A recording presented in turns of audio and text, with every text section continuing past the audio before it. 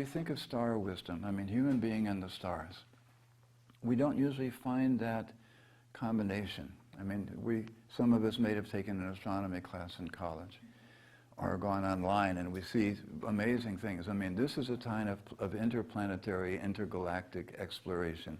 And you can find almost anything online. It's absolutely fascinating.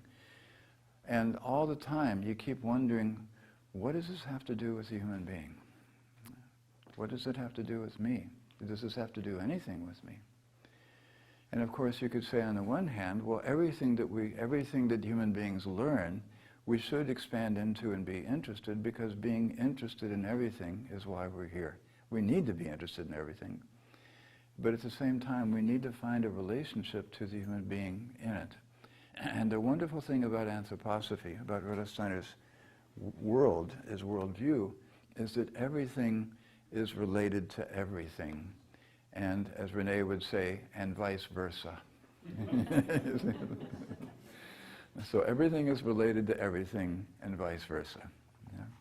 So therefore, when we gaze out into the world of the stars, and we gaze into the human community, and we look into our own biography, and we explore our body and our life and our aspirations, we're actually looking at the same thing.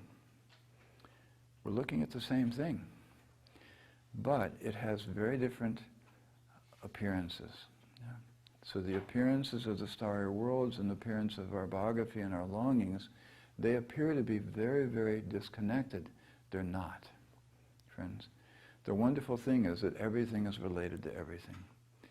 So what I'm hoping that we'll be able to explore during this, at least these 6 classes, is that we'll have a chance to explore some of that interconnectedness that Rudolf Steiner speaks about.